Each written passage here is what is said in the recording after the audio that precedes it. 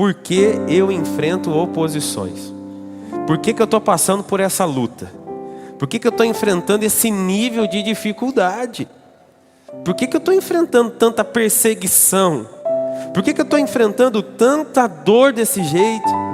Por que as coisas não mudam se eu estou sendo fiel? Talvez alguns desses questionamentos já passaram pela sua mente, já passaram pela sua boca. E é sobre isso que a gente vai falar. Livro de 1 Samuel, capítulo 27, versículo 1. Se você puder ficar de pé, eu te agradeço.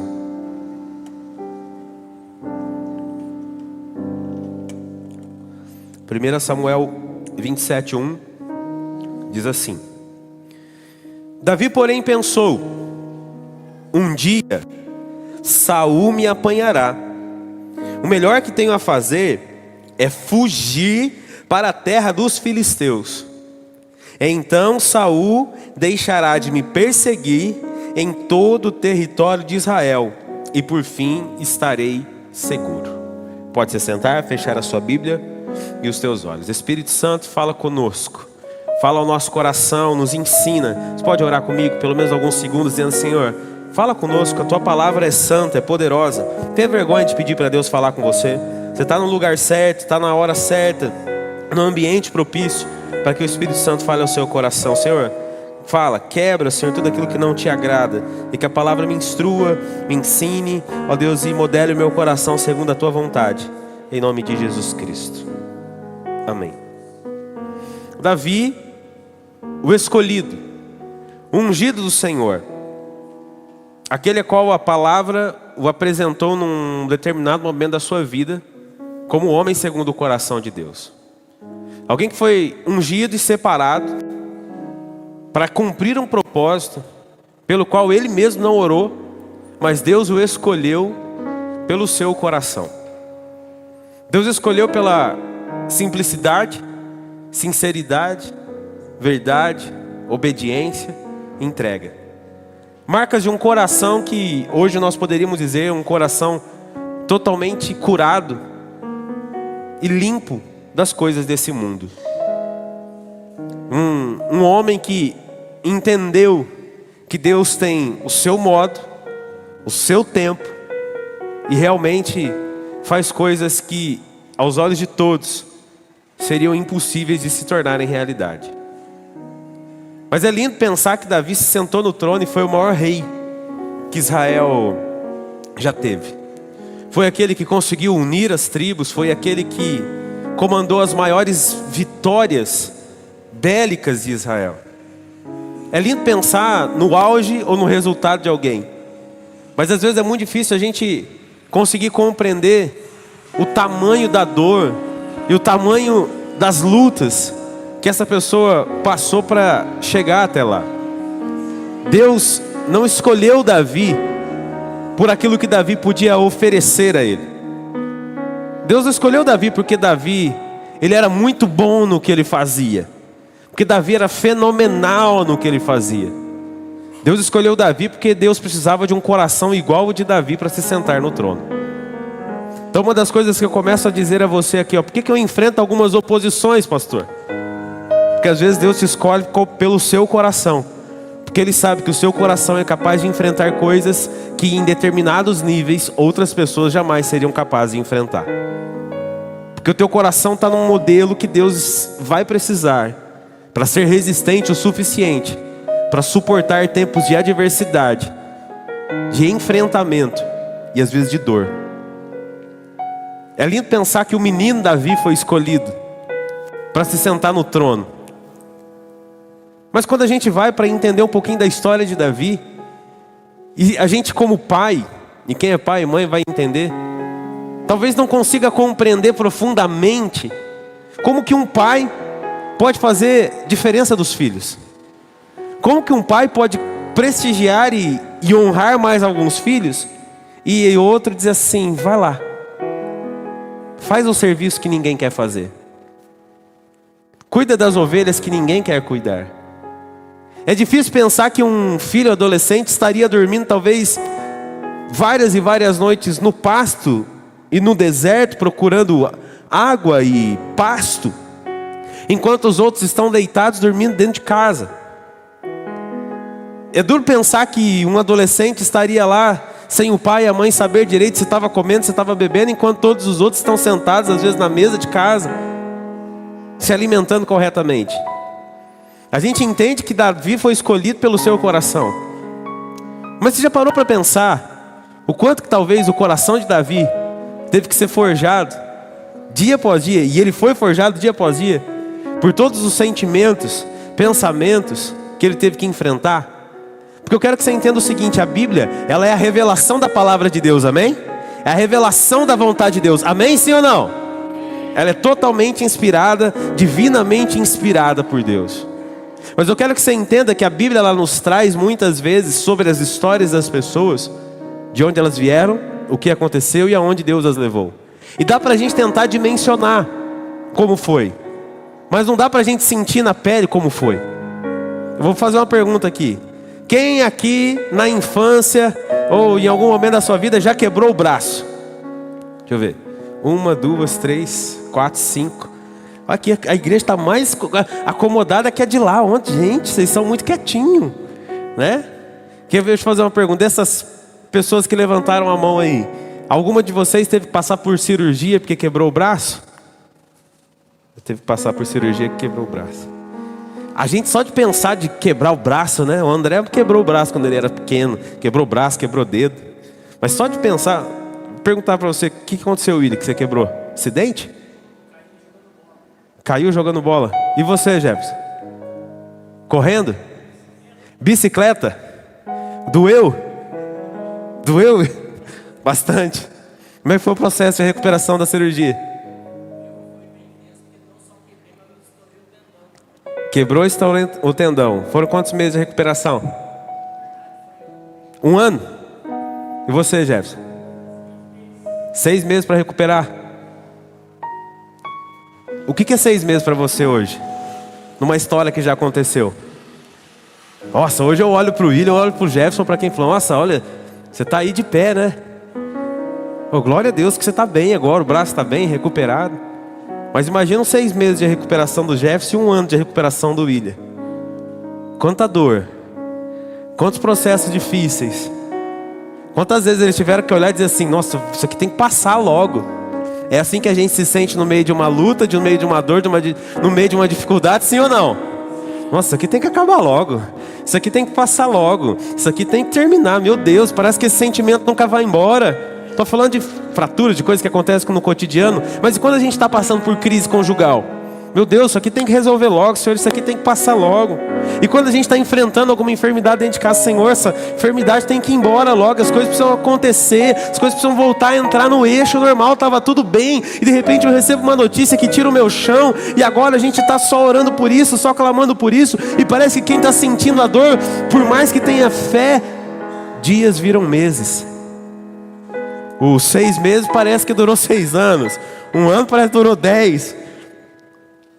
Mas tudo isso que a gente enfrenta forja o nosso coração, nos torna de fato na pessoa que Deus está nos preparando para ser, para que a nossa vida, o nosso testemunho e as nossas dores consigam tocar o coração de alguém.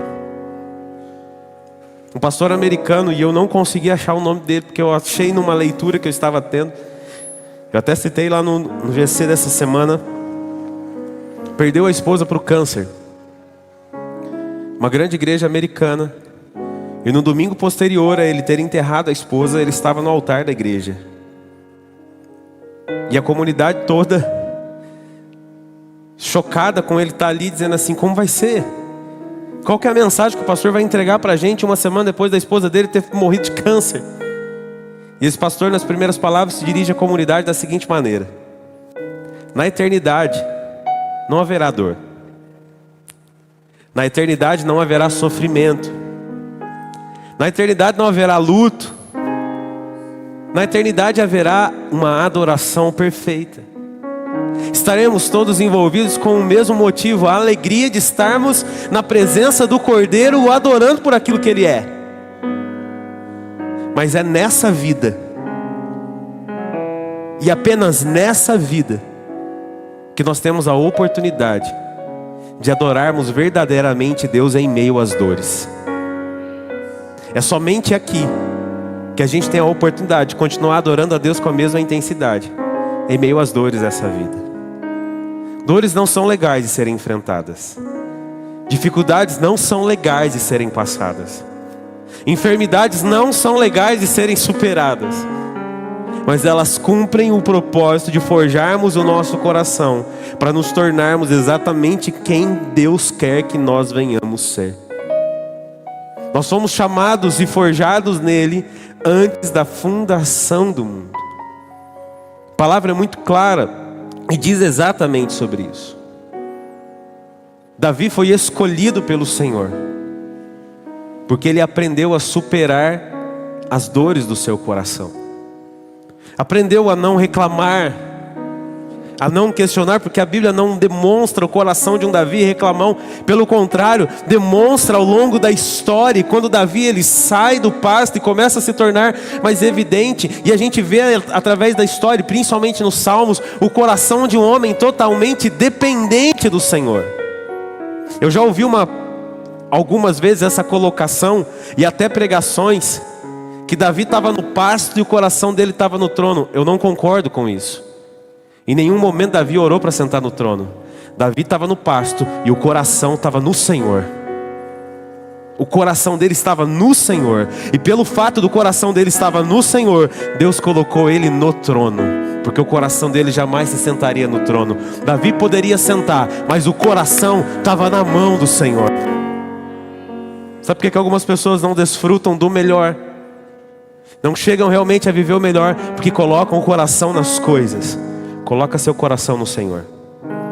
Coloca a sua esperança no Senhor. Sabe por que algumas lutas parecem ser infindáveis e coisas que a gente parece que nunca vai superar? Porque a gente ainda está colocando o nosso coração no lugar errado. Porque quando o nosso coração estiver no Senhor, a gente sabe que não há mal que dure para sempre, não há fase difícil que não tenha final determinado por Deus. Se eu posso te dar um conselho: aprenda logo, cresça logo, supere logo, chore aos pés do Senhor quantas vezes for necessário, mas continue olhando para Ele dizendo: eu continuo confiando em Ti.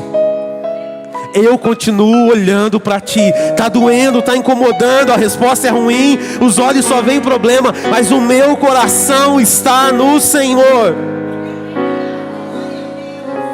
Davi é a exemplificação daquilo que muitos de nós enfrentamos na nossa vida. Mesmo estando no caminho certo, sabendo que a gente está vivendo a vontade de Deus, caminhando com pessoas certas, parece que ainda assim a gente é perseguido. E a gente enfrenta oposições de todos os lados, dificuldades de todos os lados. Senhor, não sei se você já teve aquele sentimento de chegar um momento da sua vida e você se perguntar assim: o que eu estou fazendo aqui? O que eu estou fazendo na minha vida? Não sei se você já teve aquela sensação de orar, sabe assim? De orar com toda a verdade do seu coração, para mudar uma situação, porque você não queria estar vivendo ela. Oh Deus, eu estou te buscando, eu estou te adorando, eu estou lutando, eu estou resistindo, eu estou permanecendo, e não muda. E esse quadro não muda, essa situação não muda. Não sei se você já passou por isso, de orar tanto para dizer para Deus: Senhor, me tira desse lugar, me leva para outro lugar, me tira dessa situação, me leva para outra situação. E parece que quanto mais você ora, mais você chora, você acorda naquela situação.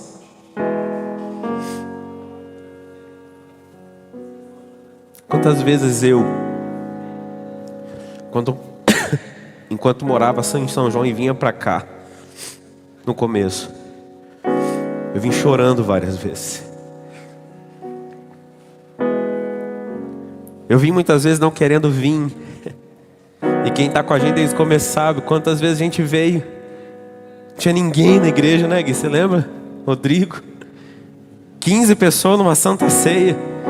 E aquilo, irmãos, aquilo acabava comigo. E eu voltava embora falando: Deus, o que o Senhor está fazendo na minha vida? Por que o Senhor está me mantendo aqui? Por que o Senhor está me segurando nessa cidade? Eu quero ir embora dessa cidade. E quanto mais orava, mais Deus falava assim: você vai ficar aí. Deus, quantas propostas e quantas coisas que não deram certo, e Deus falando: você vai ficar aí. Não sei se você já passou por aquela situação de dizer assim: mas eu estudei tanto, eu me preparei tanto para isso, para não viver o que eu estudei, para não viver o que eu me preparei. E aí eu olho para o lado e eu vejo quem nem se preparou direito prosperando mais, desfrutando daquilo que muitas vezes no nosso coração está gritando assim: era eu que era para estar lá, era eu que era para estar desfrutando disso. E olha onde eu estou, olha o que eu estou fazendo. Se você já passou talvez pela fase do contentamento, aquele tá tudo bem, aquela conformidade, né? Porque aceitar a vontade de Deus não é a mesma coisa que conformidade. O espírito do conformismo faz você aceitar qualquer coisa. A obediência a Deus te faz aceitar o agir de Deus. Mas tem gente que entra no nível da conformidade e fala assim: eu já cansei de lutar, eu já cansei de insistir, eu já cansei de pedir, eu já cansei de fazer, eu já cansei de demonstrar que eu consigo, mas ninguém me vê, eu já cansei. Aí entra naquele estágio de conformismo assim: é o que tem, tá bom, vou vivendo. Se alguém tivesse chegado em Davi, enquanto ele estava cuidando das ovelhas do pai dele no pasto, alguém comum, tivesse chegado para ele, Fernando, tivesse dito assim: Davi, fica firme cuidando das ovelhas do seu pai, porque você vai ser rei de Israel. Você acha que Davi teria acreditado? Responda para mim. Você acha que se fosse você, uma pessoa comum qualquer, chegado no Davi lá no pasto, para ele assim: fica tranquilo, que você vai sentar no trono, você vai ser rei de Israel, você acha que Davi teria acreditado? Você acha que se alguém tivesse chegado para Moisés, já no quase auge dos seus 80 anos, e dito para ele assim: Moisés, é o seguinte, sei que faz quase 40 anos que você já está aqui no deserto do Sinai, cuidando das ovelhas do seu sogro, mas fica firme que uma árvore ali, a sarça, vai pegar fogo, e você vai até lá, e Deus vai falar com você, e Deus vai te tirar daqui, e vai te fazer o pastor de Israel, para conduzir Israel livre das mãos de Faraó até a entrada da terra prometida. Fica tranquilo, vai dar tudo certo. Você acha que Moisés teria acreditado nisso? Você acha que alguém tivesse chegado em Paulo, ainda quando Saulo, como perseguidor da igreja, tivesse dito para ele assim: fica tranquilo, Saulo, Jesus vai aparecer para você, você vai ficar cego, você vai se converter e vai se transformar no maior missionário que a causa do evangelho já teve em vida? Você acha que ele teria acreditado nisso, sim ou não? Sim ou não? Se alguém chegar para você e disser para você assim hoje: fica tranquilo, suporta, continua chorando, continua resistindo, que você não está vendo, mas Deus já está mostrando que você vai chegar lá. Será que a gente consegue acreditar hoje? Não, fica tranquilo, continua lutando, porque Deus já está mostrando a cura. Não, fica tranquilo, luta, continua batalhando, porque Deus já está mostrando a salvação. Será que a gente humanamente acreditaria? É por isso que a gente serve um Deus que opera de forma sobrenatural, um Deus que surpreende o nosso coração. Quando a gente olha a história de Davi, a história de Moisés, a história de Paulo, e o resultado final que cada um alcançou diante de Deus, a gente começa a ter uma consciência mais firme do porquê eu enfrento algumas oposições. Que Davi era um menino que não pediu para ser rei, foi levantado para ser. Moisés era o hebreu que não pediu para ser salvo, mas foi para ser levantado como libertador de Israel. Paulo era o judeu, o fariseu, o romano, que não pediu para ser quem ele era, e nem para ser preparado aos pés de Gamaliel com o melhor estudo da época, mas Deus o fez, porque Deus usaria tudo aquilo para um propósito. Você consegue compreender isso comigo, sim ou não? Teu tempo de preparo, teu tempo de estudo, teu tempo de dedicação, teu tempo de prova, Deus está forjando o teu caráter para te usar para cumprir um propósito nas mãos dele.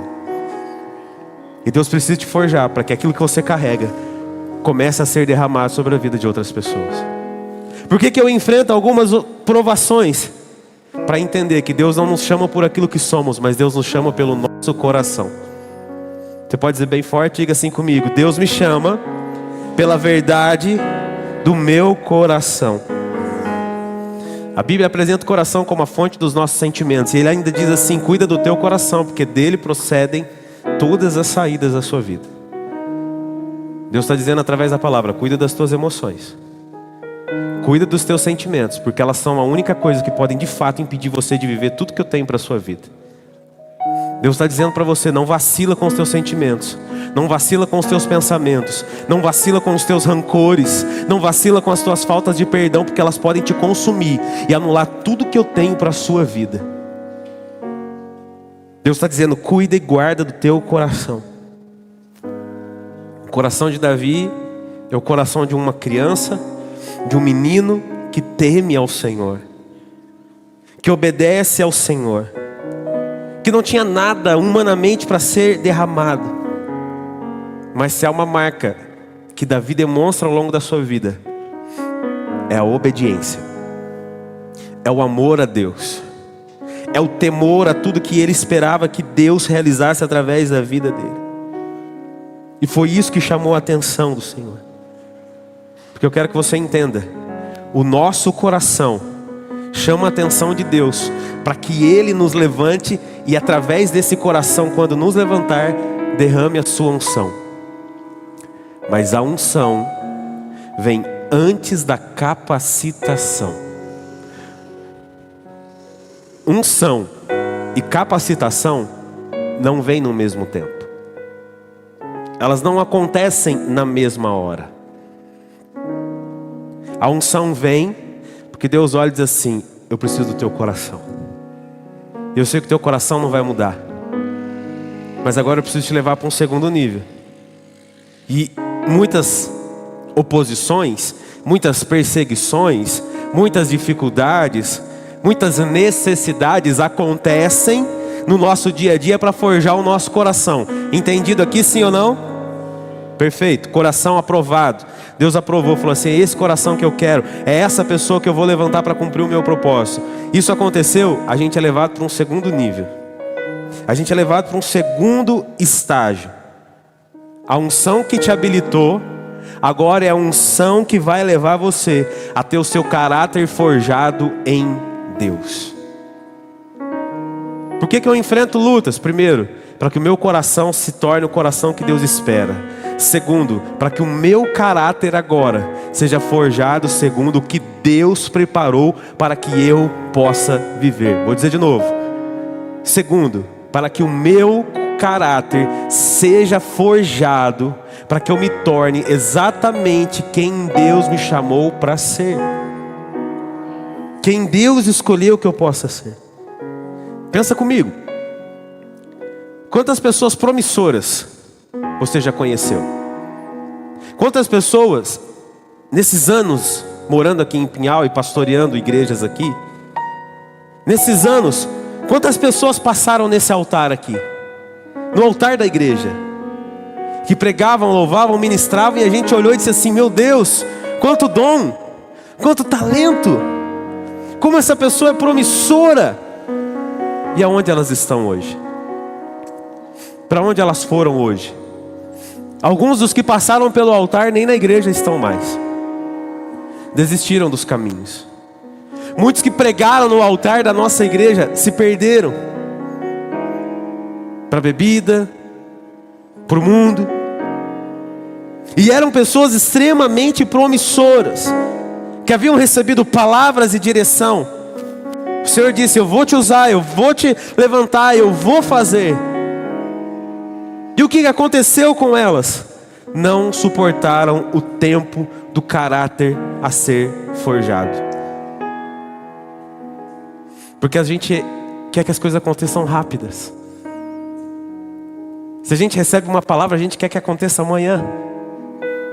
Se a gente recebe um direcionamento, a gente quer que aconteça amanhã. Deixa eu te fazer uma pergunta. Qual que é a moeda mais preciosa do nosso tempo? No século passado havia-se uma máxima, que tempo era, só os mais antigos vão lembrar, né?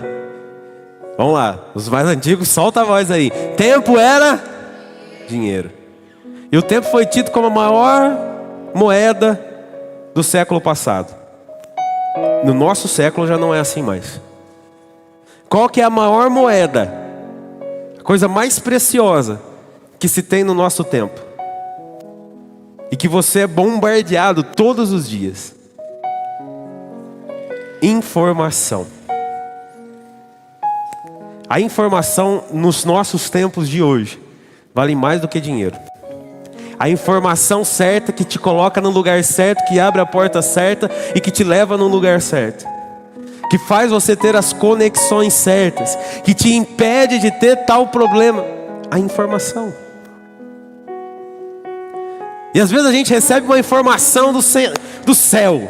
A gente recebeu uma informação do céu. Qual que é a informação do céu? Há uma unção sobre a tua vida. Deus te escolheu. Deus tem algo grande para fazer. Deus vai te levantar para ser um pastor. Deus vai te levantar para ser um empresário. Quantas promessas talvez a gente recebe na nossa vida e a gente quer assim, então tem que acontecer. Não, tem que ser para amanhã então, Se Deus falou que eu vou ser um pastor, então as coisas, amanhã eu já estou pregando na igreja. A primeira coisa que você vai aprender a fazer na igreja é lavar o banheiro. Fica na recepção, cuida das crianças, ajuda no som, trabalha na cantina, assa churrasco. A última coisa que você vai fazer é subir no altar para pregar. Quem está entendendo isso aqui, diga amém. Você vai ser um grande empresário, ô glória! Já vou ver salão amanhã. Primeiro você vai trabalhar de faxineiro, de copeiro. Você vai lavar chão. Você vai ser mandado embora. Você vai quebrar. Você vai fazer investimento errado. Você vai recomeçar. Você vai querer fugir para depois abrir a sua empresa. Quem está entendendo isso aqui? Às vezes a gente quer muito rápido. A gente quer de forma imediata. Só que a gente não entende que talvez a gente tenha o coração que recebeu a unção, mas não tem o caráter forjado o suficiente para sustentar o lugar que Deus está preparando para nós. Então a gente vai ter que enfrentar um outro nível de oposições.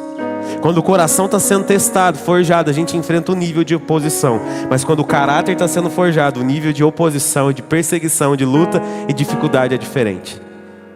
Quem pode dar um glória a Deus por isso aí? Glória a Deus, Senhor. Estou entendendo, né, Senhor, que eu não entendia.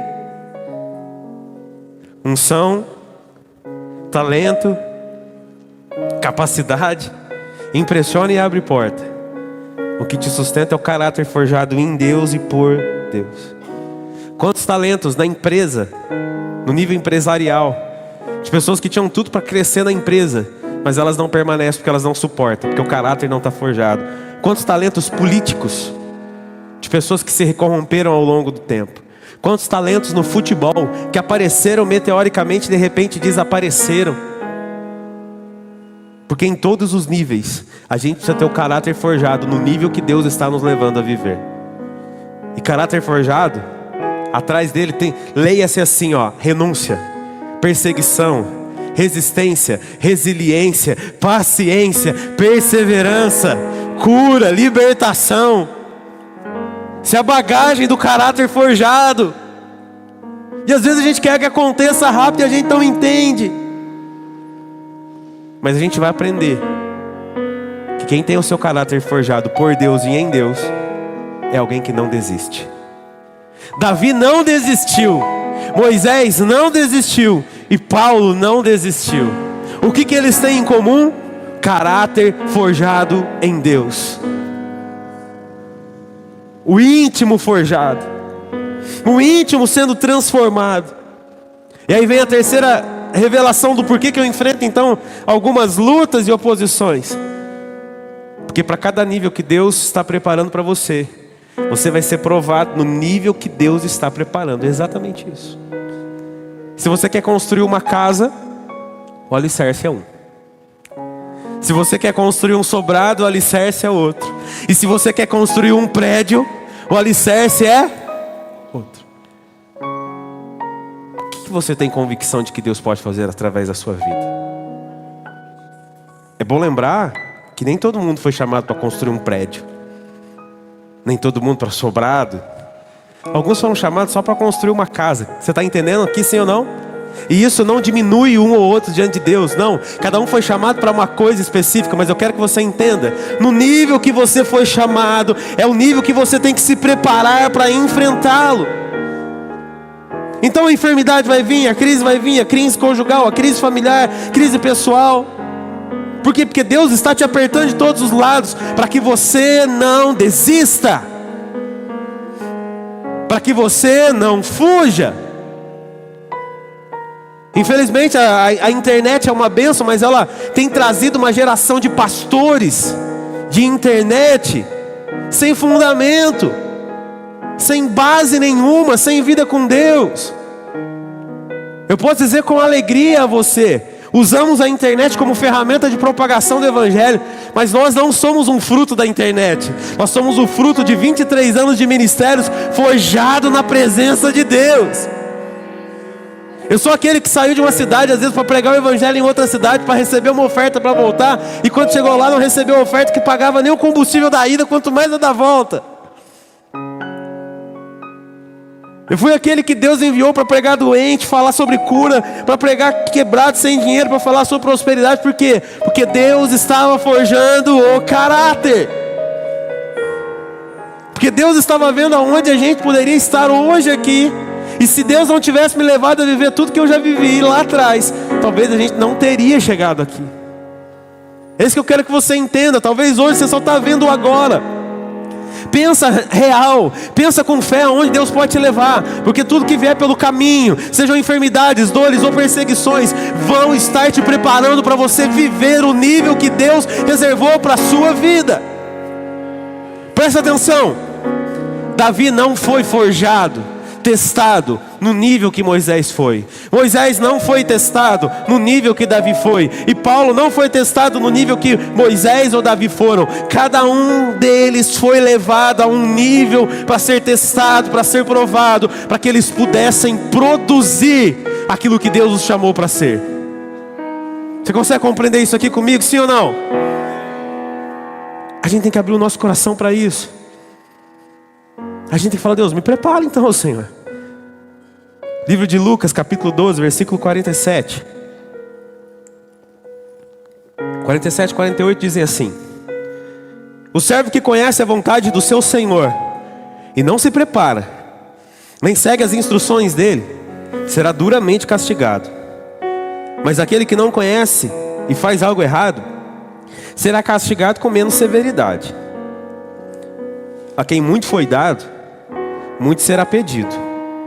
E a quem muito foi confiado, ainda mais será exigido. Quando a gente suporta, a gente entende a última coisa que eu quero compartilhar. Quando a gente suporta tudo, quando a gente suporta as piores dores, as piores crises, as piores perdas, e a gente consegue permanecer firme ao propósito pelo qual nós fomos chamados, olhando para Cristo, a gente entendeu quem nos chamou e quem nos sustenta. A gente entendeu porque a gente está onde a gente está. E a gente entendeu porque que a gente está passando tudo que a gente está passando. Porque os nossos olhos estão voltados para Ele. Existem dores emocionais terríveis. E eu volto a dizer aquilo que eu citei na história do pastor americano, que a única oportunidade que você tem de adorar ao Senhor em meio à dor com toda a verdade do seu coração é aqui. Mas tem uma história ainda mais profunda de entrega, de confiança. Quantos lembram da história do Titanic? A maior tragédia marítima, do século passado. Naquele navio, havia um pastor americano com as suas, um pastor europeu, perdão, com as suas 2 filhas se dirigindo aos Estados Unidos. E esse pastor era um conferencista e ele estava indo para os Estados Unidos para fazer uma conferência, pregar a palavra. Quando acontece tudo o que acontece com o Titanic, ele prontamente luta para salvar a vida das 2 filhas. E quando ele consegue colocá-las em segurança num barco, ele olha para uma moça e pede para ela: você pode cuidar delas. E as meninas começam a chorar e ele diz assim: não chore, porque papai vai pregar agora até o fim.